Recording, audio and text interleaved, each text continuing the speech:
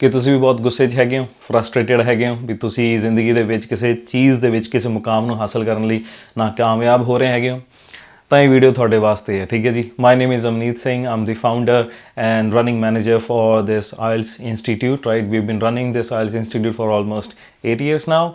ਅਤੇ ਮੈਂ ਤੁਹਾਨੂੰ ਖੁਦ ਆਪਣੇ ਐਕਸਪੀਰੀਅੰਸਿਸ 'ਚੋਂ ਸਮਝਾਊਂਗਾ ਵੀ ਆਪਾਂ ਕਿਵੇਂ ਆਪਣੇ ਗੁੱਸੇ ਨੂੰ ਅਤੇ ਫਰਸਟ੍ਰੇਸ਼ਨ ਨੂੰ ਪਹਿਲਾਂ ਮਿਟੀਗੇਟ ਕਰ ਸਕਦੇ ਹਾਂ। ਮਿਟੀਗੇਟ ਦਾ ਮਤਲਬ ਘਟਾ ਸਕਦੇ ਹਾਂ, ਰਿਡਿਊਸ ਕਰ ਸਕਦੇ ਹਾਂ, ਅਤੇ ਕਿਵੇਂ ਉਹਨੂੰ ਕੰਪਲੀਟਲੀ ਐਲੀਮੀਨੇਟ ਵੀ ਕਰ ਸਕਦੇ ਹੈਗੇ ਹਾਂ। Why? Because I myself been through the same journey in life. I'm a 9-band scorer today in IELTS, right, in all the modules. So we train people specifically on IELTS, PT, TOEFL, CELPIP, and every other English language examination. ਤਾਂ ਤੁਸੀਂ ਇੱਕ ਜ਼ਿੰਦਗੀ ਦੇ ਵਿੱਚ ਇਹ ਸਮਝਣ ਦੀ ਕੋਸ਼ਿਸ਼ ਕਰੋ ਵੀ ਗੁੱਸਾ ਆਉਣਾ ਪਹਿਲੀ ਗੱਲ ਤਾਂ ਨੋਰਮਲ ਹੈ। ਠੀਕ ਹੈ, ਮੈਨੂੰ ਵੀ ਬਹੁਤ ਵਾਰੀ ਗੁੱਸਾ ਆਇਆ ਆ, ਅਤੇ ਮੈਂ ਵੀ ਗੁੱਸਾ ਕਰਕੇ ਇੱਕ ਚੀਜ਼ ਸਮਝੀਏ ਵੀ ਗੁੱਸਾ ਕਰਨ ਦਾ ਕੋਈ ਫਾਇਦਾ ਨਹੀਂ ਹੁੰਦਾ। ਅਲਟੀਮੇਟਲੀ ਗੁੱਸਾ ਜਿਹੜਾ ਹੈ ਨਾ, anger is a time waster, is a big time waster. So every one of us, when we get angry over something, we keep on overthinking about it and we start to blame, others for our own fault or for being unsuccessful in life. Now, first of all, just understand, we people are not unsuccessful because of any other external circumstances. We are unsuccessful because we are not capable enough, right? ਤਾਂ ਪਹਿਲੀ ਗੱਲ ਤਾਂ ਸਮਝੋ ਵੀ ਗੁੱਸਾ ਕਿਵੇਂ ਘਟਾਇਆ ਜਾ ਸਕਦਾ। ਵੀ ਪਹਿਲਾਂ ਤਾਂ ਰਿਐਕਟ ਕਰਨਾ ਛੱਡ ਦਿਓ ਕਿਸੇ ਚੀਜ਼ ਨੂੰ। ਫੋਰ ਐਗਜ਼ਾਮਪਲ, ਤੁਸੀਂ ਫਰਜ਼ ਕਰ ਲਓ ਜਿਵੇਂ ਅਸੀਂ ਆਇਲਸ ਦੀ ਟ੍ਰੇਨਿੰਗ ਦਿੰਦੇ ਹਾਂ, ਤੁਹਾਡੇ ਆਇਲਸ ਦੇ ਵਿੱਚ ਨਹੀਂ ਬੈਂਡ ਆ ਪਾਏ। ਹੁਣ ਮੋਸਟ ਆਫ ਦਾ ਟਾਈਮਸ ਲੋਕ ਕੀ ਕਰਦੇ ਨੇ, ਜਦੋਂ ਉਹਨਾਂ ਦਾ ਐਗਜ਼ਾਮ ਕਰੈਕ ਨਹੀਂ ਹੋ ਪਾਉਂਦਾ ਜਾਂ ਕਿਸੇ ਨਾ ਕਿਸੇ ਮੋਡਿਊਲ ਦੇ ਵਿੱਚ ਇੱਕ ਅੱਧੇ ਬੈਂਡ ਤੋਂ ਰਹਿ ਜਾਂਦੇ ਨੇ, ਹੈ ਨਾ, ਬਹੁਤ ਗੁੱਸਾ ਆਉਂਦਾ ਆ। ਐਂਡ ਆਈ ਅੰਡਰਸਟੈਂਡ, ਠੀਕ ਹੈ, ਮੈਨੂੰ ਵੀ ਆਉਂਦਾ ਸੀਗਾ ਜਦੋਂ ਮੈਂ ਕਾਬਿਲ ਨਹੀਂ ਸੀਗਾ। Even I started from very scratch. I was a big zero in English, so I started my journey like a big zero and started scaling up time and time again.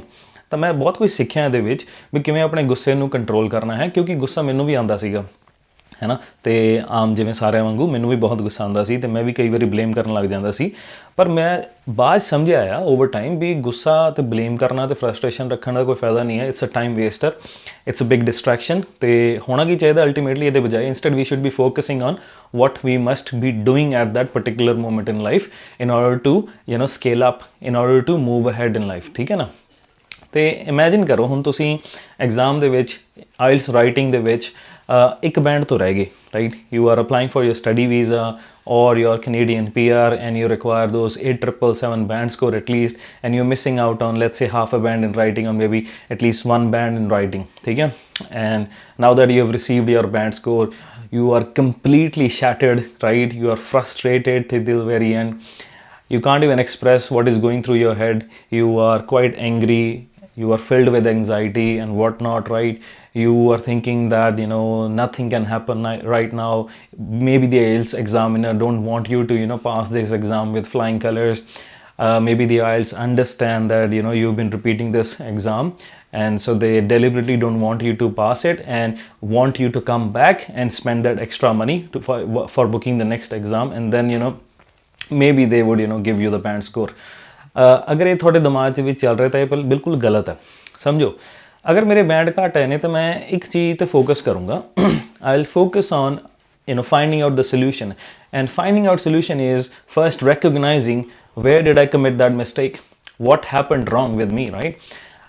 ਅਗਰ ਉਸ ਚੀਜ਼ ਨੂੰ ਮੈਂ ਸਮਝੂੰਗਾ, ਉਹਨੂੰ ਪਿਨ ਪੁਆਇੰਟ ਕਰੂੰਗਾ, ਤਾਂ ਉਹਨੂੰ ਮੈਂ ਲੱਭ ਲੂੰਗਾ, ਉਹਦਾ ਮੈਂ ਹੱਲ ਕੱਢ ਲੂੰਗਾ। ਫੋਰ ਐਗਜ਼ਾਮਪਲ, ਤੁਸੀਂ ਐਗਜ਼ਾਮ ਦੇ ਵਿੱਚ ਬੈਠੇ ਹੋ, you think that you were not able to score well because you got distracted for some reason.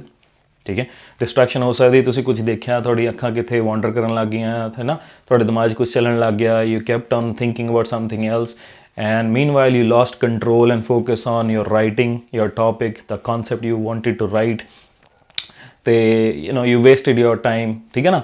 ਤਾਂ ਕੀ ਇਹ ਡਿਸਟਰੈਕਸ਼ਨ ਕਾਜ਼ ਸੀਗੀ? ਤਾਂ obviously you know the answer, how to control and focus, right.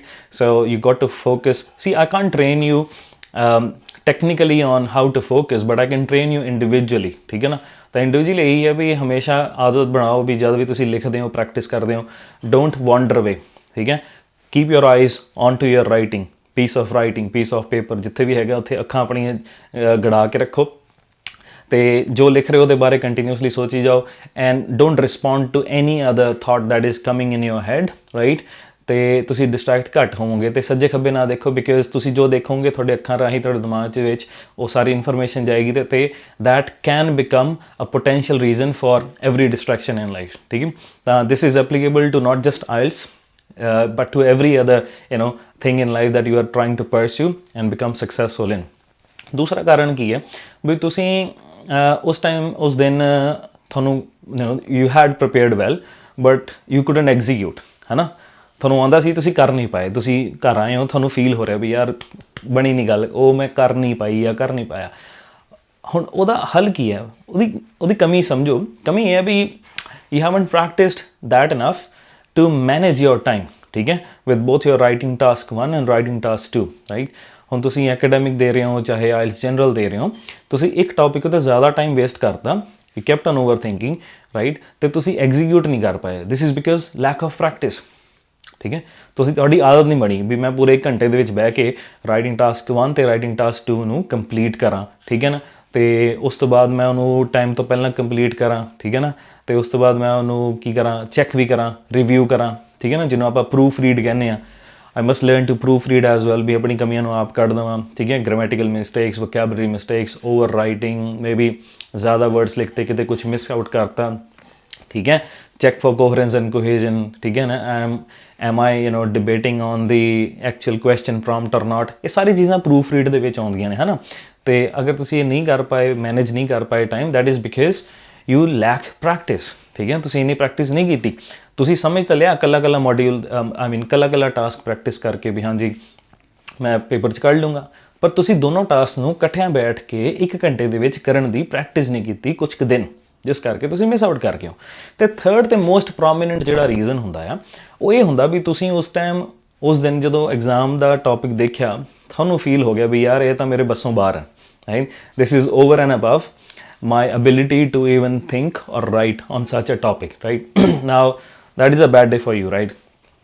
I understand that you can't do much about it, but what you can do about it, once you come back, just focus and realize that yes, you weren't capable enough in order to tackle such a question। that question could be abstract, बहुत ਔਖਾ ਹੋ ਸਕਦਾ ਆ, ਠੀਕ ਹੈ ਨਾ। ਉਹਦੇ ਉੱਤੇ ਡੀਪ ਥਿੰਕਿੰਗ ਥਾਟ ਪ੍ਰੋਸੈਸ ਚਾਹੀਦਾ ਹੋ ਸਕਦਾ ਆ। ਉਹ ਆਮ ਕੁਐਸਚਨ ਨਹੀਂ ਹੋਏਗਾ ਜਿਹਦੇ ਉੱਤੇ ਆਮ ਅਸੀਂ ਗੱਲਾਂ ਪਤਾ ਕਰ ਲੈਂਦੇ ਹਾਂ, ਠੀਕ ਹੈ ਨਾ। ਤਾਂ ਤੁਸੀਂ ਉਹ ਜਿਹੇ ਟੌਪਿਕਸ ਉੱਤੇ ਪੜ੍ਹਨਾ ਸ਼ੁਰੂ ਕਰੋ, ਉੱਦਾਂ ਦੇ ਟੌਪਿਕਸ ਉੱਤੇ ਕੰਟੈਂਟ ਨੂੰ ਰੀਡ ਕਰੋ, because reading will help you improve your writing. Why? Because writing is an output, reading is an input, ਠੀਕ ਹੈ। ਤਾਂ ਇੱਦਾਂ ਦੇ ਐਬਸਟਰੈਕਟ ਟੌਪਿਕਸ ਨੂੰ ਪੜ੍ਹੋ, be it on philosophy, on technology, on gender inequality, right? Be it on the rising female workforce, ठीक है ना, the contribution of female to society, what do you think, whether you should do this or that, ਇੱਦਾਂ ਦੇ questions debatable ਆਉਂਦੇ ਨੇ। ਤਾਂ ਤੁਹਾਨੂੰ ਇਹ ਚੀਜ਼ਾਂ ਉੱਤੇ ਪੜ੍ਹਨਾ ਪਏਗਾ ਤੇ ਪੜ੍ਹ ਕੇ ਉਹਨੂੰ ਐਗਜ਼ੀਕਿਊਟ ਕਰਨਾ ਪਏਗਾ। you need to start to type or maybe write on a piece of paper in your own words on that particular topic in order to express what is required and then review again ਵੀ ਮੈਂ ਇਹ ਕਰ ਪਾ ਰਿਹਾ ਕਿ ਨਹੀਂ ਕਰ ਪਾ ਰਿਹਾ। So for that you can take assistance from a professional trainer who is well qualified। For example ਸਾਡੇ ਕੋਲ ਲੋਕੀ ਆਉਂਦੇ ਨੇ, since I am a 9-band scorer and we have trainers who are at least 8-band scorers, so we professionally train people and evaluate their piece of writing, be it on content ਵੀ ਤੁਸੀਂ ਸਹੀ ਲਿਖ ਰਹੇ ਹੋ, topic ਉੱਤੇ ਕਿ ਨਹੀਂ ਲਿਖ ਰਹੇ ਹੋ, your writing style, your writing flow, the coherence and cohesion ਕਿੱਥੇ ਮਿਸ ਆਊਟ ਹੋ ਰਹੀ ਹੈ, where you are messing up with your vocabulary or your grammatical range, है ना, and accuracy, because grammatical range the vocabulary they comprise 50% of your IELTS writing evaluation, so they are very important। and the other 50% is your task achievement, means are you writing on task, are you debating on task or not, ठीक है ना, are you very coherent or not, ठीक है ना। तो ये सारियां चीज़ां मैटर करदियां ने। ਤਾਂ you got to take assistance from a professional and qualified trainer ਜੋ ਖੁਦ ਕਾਬਿਲ ਹੋਵੇ, ਨਾ ਕਿ ਕਿਸੇ ਕੋਲ ਵੀ ਜਿਹਨੂੰ ਕਾਬਲੀਅਤ ਨਹੀਂ ਹੈਗੀ, ਜਿਹਦੇ ਖੁਦ ਕਦੀ ਬੈਂਡ ਨਹੀਂ ਆਏ, ਤਾਂ ਉਹ ਤੁਹਾਨੂੰ ਨਹੀਂ ਗਾਈਡ ਕਰ ਸਕਦਾ, ਠੀਕ ਹੈ ਨਾ। ਤਾਂ ਤੁਸੀਂ ਪ੍ਰੋਫੈਸ਼ਨਲ ਅਸਿਸਟੈਂਸ ਲਓ ਤਾਂ ਕਿ ਤੁਸੀਂ ਆਪਣਾ ਜਲਦੀ ਤੋਂ ਜਲਦੀ ਜਿਹੜਾ ਹੈ ਸਕੋਰ ਲੈ ਸਕੋ, ਆਪਣੇ ਅੰਦਰ ਇੰਪਰੂਵਮੈਂਟ ਲਿਆ ਸਕੋ। ਤੇ ਆਇਲਸ ਰਾਈਟਿੰਗ ਦੀ ਐਸੀ ਇੰਪਰੂਵਮੈਂਟ ਹੁੰਦੀ ਹੈ ਜੋ ਕਿ ਕੋਈ ਸ਼ਾਰਟ ਟਰਮ ਲਈ ਨਹੀਂ ਹੈ ਵੀ ਤੁਸੀਂ ਇੰਪਰੂਵ ਕੀਤਾ ਤੇ ਤੁਸੀਂ ਬਸ ਸਕੋਰ ਲੈ ਲਿੱਤਾ ਐਂਡ ਦੈਨ ਬਸ ਖਤਮ ਹੋ ਗਿਆ। ਕੋਈ ਟਿਪਸ ਐਂਡ ਟ੍ਰਿਕਸ ਨਹੀਂ ਹੈ। This is your writing skill ਤਾਂ ਹੀ ਕਹਿੰਦੇ ਆ ਬਿਕਾਜ਼ ਇਹ ਪਰਮਾਨੈਂਟ ਹੈ, ਇਹ ਲੌਂਗ ਟਰਮ ਲਈ ਚੱਲਦੀ ਹੈ, it is not short live, ਠੀਕ ਹੈ। ਤੁਸੀਂ ਪ੍ਰੋਫੈਸ਼ਨਲੀ ਗਰੋ ਕਰਦੇ ਹੋ ਇਨ ਟਰਮਸ ਆਫ ਰਾਈਟਿੰਗ, ਤਾਂ you must learn how to write professional emails, informal emails, ਹੈ ਨਾ। ਅਗਰ ਰਾਈਟਿੰਗ ਤੁਸੀਂ ਆਇਲਸ ਜਨਰਲ ਦੇ ਵਿੱਚ ਕਰਦੇ ਪਏ ਹੋ in terms of letter writing, ਜਾਂ ਅਗਰ ਐਕੈਡੈਮਿਕ ਦੇ ਵਿੱਚ ਕਰ ਰਹੇ ਹੋ ਤਾਂ you must know how to represent each and every fact and trend and flow in your graphs. And similarly in case of IELTS essay as well, ਤੁਸੀਂ ਉਹ ਐਕੈਡੈਮਿਕ ਟੋਨ ਜਿਹੜੀ ਹੈ ਉਹ ਮੇਨਟੇਨ ਕਰਕੇ ਰੱਖਣੀ ਹੈ। ਤਾਂ ਤੁਹਾਨੂੰ ਪਤਾ ਹੋਣਾ ਚਾਹੀਦਾ ਵੀ ਮੈਂ ਟੌਪਿਕ ਉੱਤੇ ਲਿਖ ਰਿਹਾ ਨਹੀਂ ਲਿਖ ਰਿਹਾ, ਮੈਂ ਐਵੀਡੈਂਸ ਕੋਟ ਕਰ ਰਿਹਾ, ਆਪਣੇ ਫੈਕਟਸ ਨੂੰ ਆਪਣੇ ਆਰਗੂਮੈਂਟ ਨੂੰ ਸਟੇਟ ਕਰਨ ਤੋਂ ਬਾਅਦ ਕਿੰਨੀ ਕਰ ਰਹੇ, because if you are not validating your argument you will be missing out on the concreteness, ਹੈ ਨਾ।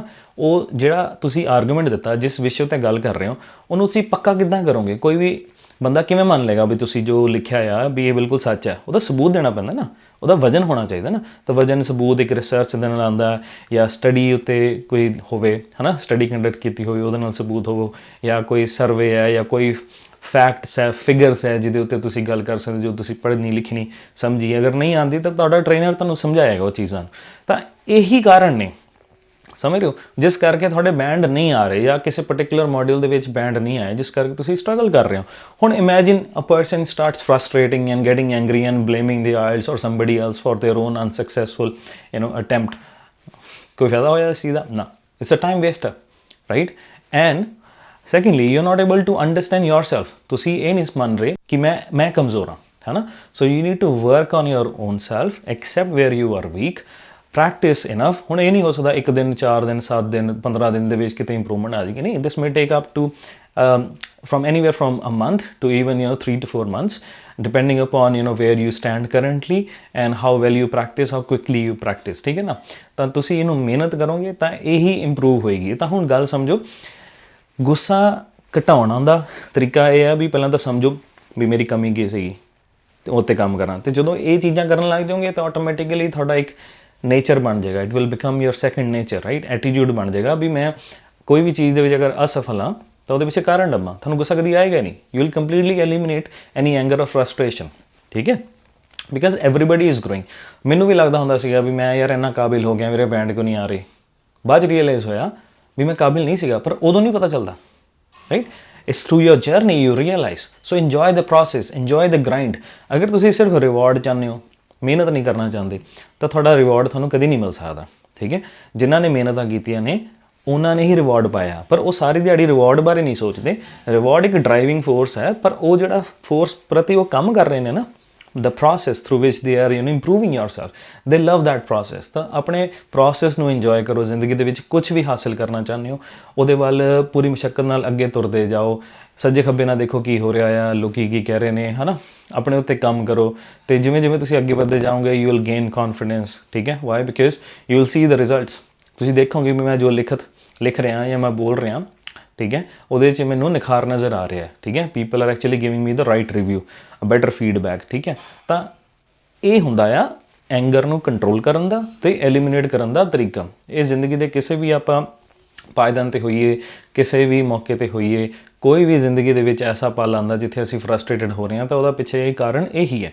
ਤਾਂ ਇਹ ਨਹੀਂ ਵੀ ਤੁਹਾਨੂੰ ਗੁੱਸਾ ਕਦੀ ਆਏਗਾ ਨਹੀਂ, ਆ ਸਕਦਾ, ਪਰ ਮੇਕ ਸ਼ੋਰ ਵੀ ਕੋਈ ਛੋਟੇ ਛੋਟੇ ਕਾਰਨ ਨਾ ਜ਼ਿੰਦਗੀ 'ਚ ਬਣਨ ਜਿਸ ਚੀਜ਼ 'ਤੇ ਆਪਾਂ ਆਪਣਾ ਗੁੱਸਾ ਪ੍ਰਗਟ ਕਰੀਏ, ਠੀਕ ਹੈ। ਗੁੱਸਾ ਤੁਸੀਂ ਪ੍ਰਗਟ ਕਰਕੇ ਆਪਣਾ ਮਨ ਵੀ ਖਰਾਬ ਕਰੋਗੇ, ਤਾਂ ਜਿਹਦੇ ਨਾਲ ਗੱਲ ਕਰ ਰਹੇ ਹੋ ਉਦੋਂ ਵੀ ਮਨ ਖਰਾਬ ਕਰ ਸਕਦੇ ਹੋ। ਅਗਰ ਘਰ ਦੇ ਵਿੱਚ ਹੈਗੇ ਹੋ ਤਾਂ ਘਰ ਦਾ ਮਾਹੌਲ ਖਰਾਬ ਹੋ ਸਕਦਾ ਹੈਗਾ। ਅਗਰ ਕਿਸੇ ਬਾਹਰ ਨਾਲ ਹੈਗੇ ਤਾਂ ਤੁਹਾਡੀ ਬੋਲੀ ਖਰਾਬ ਹੋ ਸਕਦੀ ਹੈ। ਗਾਲੀ ਗਲੋਚ ਨਾ ਕਰੋ, ਹੈ ਨਾ, ਕਿਸੇ ਦੇ ਨਾਲ ਆਪਣਾ ਰਿਸ਼ਤਾ ਨਾ ਖਰਾਬ ਕਰੋ। ਤੇ ਹਮੇਸ਼ਾ ਇਹ ਸਿੱਖੋ ਵੀ ਮੈਂ ਕੀ ਕਰ ਸਕਦਾ ਹੋਰ ਜਾਂ ਕੀ ਕਰ ਸਕਦੀ ਹਾਂ ਹੋਰ, ਤਾਂ ਕਿ ਤੁਸੀਂ ਆਪਣੇ ਆਪ ਨੂੰ ਕਾਬਿਲ ਬਣਾ ਸਕੋ। ਤਾਂ ਉਮੀਦ ਕਰਦਾ ਵੀ ਤੁਹਾਨੂੰ ਇਹ ਵੀਡੀਓ ਚੰਗੀ ਲੱਗੀ ਹੋਣੀ ਹੈ। ਅਗਰ ਤੁਸੀਂ ਇੱਥੇ ਤੱਕ ਦੇਖ ਚੁੱਕੇ ਹੈਗੇ ਹੋ ਤਾਂ ਜੇ ਚੰਗੀ ਲੱਗੀ, make sure you press the like button and also press the bell icon for receiving notification regarding such videos in future. And if you are new to the channel, consider subscribing the channel and also leave your comment as a feedback, right, in order for me to understand if you have connected with the video or not. If you have any questions, you can drop down as a comment and I'll be happy to reply them. And until then, see you in the next video. Bye.